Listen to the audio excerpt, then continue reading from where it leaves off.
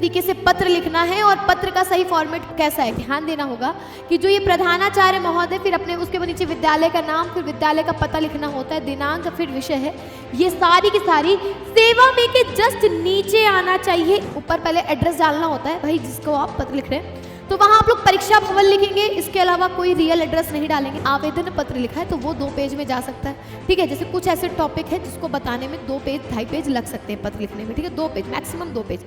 Hello प्यारे बच्चों, तो कैसे हैं आप सभी लोग? आई होप आप सब बढ़िया होंगे, मस्त होंगे, चकाचक होंगे और अपनी पढ़ाई में एकदम ही घुसे होंगे, क्योंकि भाई पेपर एकदम सर पे आ गया है। तो बेटा लोग, आज इस वीडियो में मैं आप लोगों को बताने आई हूँ कि आपको किस तरीके से पत्र लिखना है और पत्र का सही फॉर्मेट कैसा है, क्योंकि पत्र बहुत जरूरी है। अगर आपने इसको सही तरीके से लिख दिया, सही फॉर्मेट में लिख दिया, तो आपको पूरे पूरे नंबर मिल जाएंगे, और अगर थोड़ी सी भी गलती की तो आपके पूरे नंबर कट भी सकते हैं। तो ज्यादा देर न करते हुए बताती हूँ मैं ऐसे 2 मिनट में कि पत्र कैसे लिखना है। मेरे पीछे आप लोग देख सकते हो कि एक पत्र लिखा हुआ है, हैंड रिटन एक बच्चे ने लिखा है, और इसने बहुत ही सुंदर तरीके से, बहुत ही सुंदर राइटिंग से पत्र लिखा है, लेकिन इसने कुछ गलतियां की हैं जिससे इसके नंबर कट सकते हैं।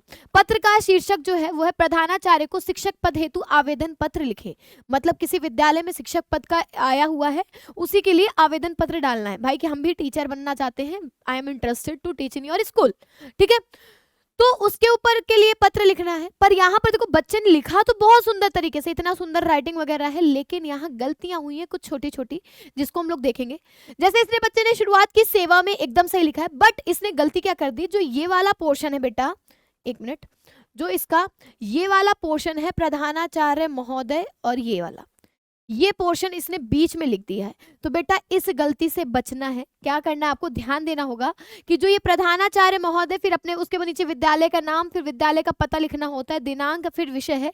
ये सारी की सारी सेवा में के जस्ट नीचे आना चाहिए, एक लाइन के। ये थोड़ा सा भी राइट साइड की तरफ शिफ्ट नहीं होना चाहिए। मतलब सारी चीजें एक लाइन के भी आना चाहिए। आपके विद्यालय के पता के बाद एक लाइन छूटेगी, दिनांक डलेगा, फिर एक लाइन छूटेगी, विषय डलेगा, उसके बाद होगा, ठीक है।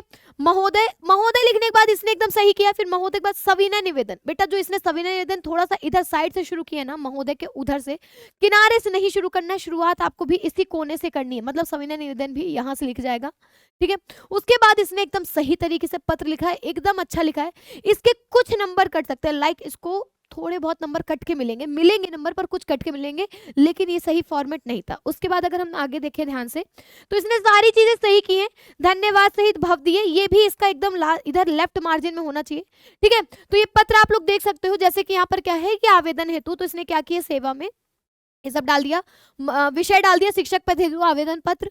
महोदय, सविनय निवेदन है कि मैं अपना नाम यहाँ लिखिएगा, आपके विद्यालय में शिक्षक पद हेतु आवेदन कर रहा हूँ। अब यहाँ पर क्या बात आती है, अपना रियल नेम नहीं लिखना है। आपको क्या करना है, आपको क ख ग लिखना है ना, अब बस लिख देना, पर असली नाम नहीं बताना है। तो मैं क ख ग आपके विद्यालय में शिक्षक पद हेतु आवेदन कर रहा हूँ या रही हूँ, मुझे शिक्षण कार्य में विशेष रुचि है और अपनी योग्यता एवं अनुभव के आधार पर मैं इस पद के लिए उम्मीदवार हूँ, ठीक है। इतनी चीज लिखने के बाद मेरी शैक्षिक योग्यताएं निम्नलिखित हैं, अपने बारे में बता दोगे जो जो भी आपकी क्वालिफिकेशंस वगैरह होंगी, ठीक है।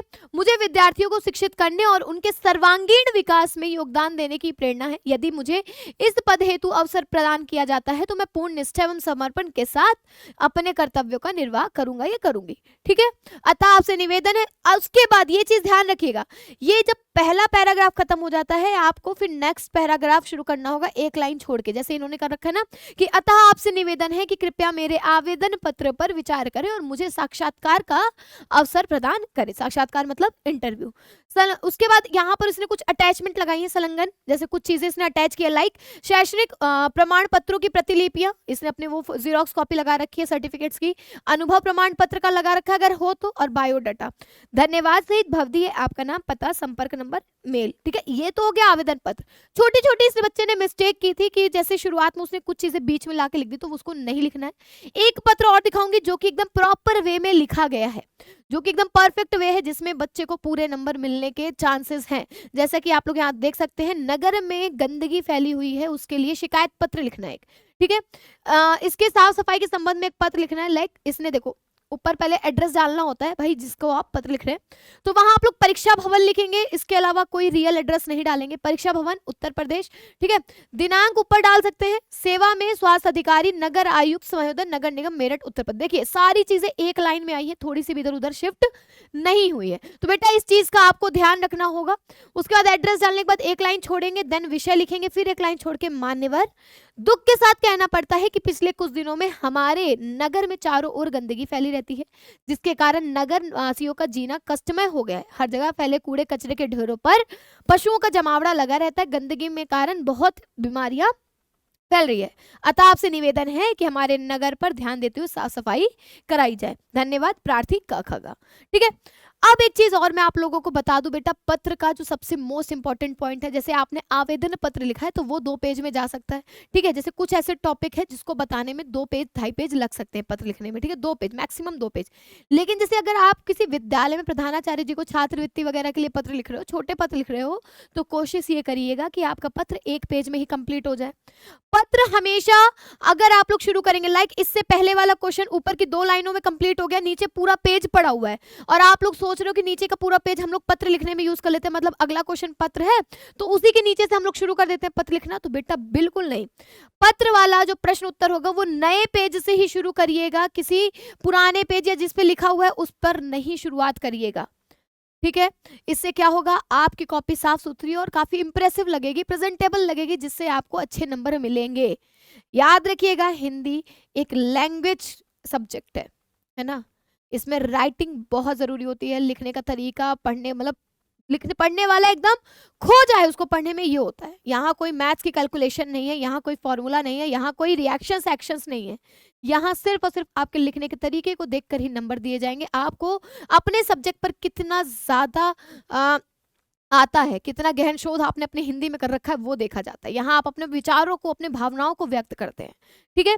तो इन सारी चीजों का ध्यान रखते हुए आपको पेपर देना है, और पत्र का ये प्रॉपर फॉर्मेट आपके सामने मैंने दे दिया है, तो इसको ध्यान से देख लीजिए और इसी के अकॉर्डिंग आपको पत्र लिखना होगा बेटा, पूरे के पूरे नंबर आपके जेब में। ऐसी वीडियो मैं आप लोगों को लाती रहूंगी और आपके एग्जाम को एकदम सरल बना दूंगी। मिलती हूँ बेटा आप लोगों से अगली बार, तब तक ले नमस्कार, टाटा बाय बाय, सायनारा। ख्याल रखिए, मस्त रहिए, हमेशा खुश रहिए। जय Hind, love you all, Radhe Radhe.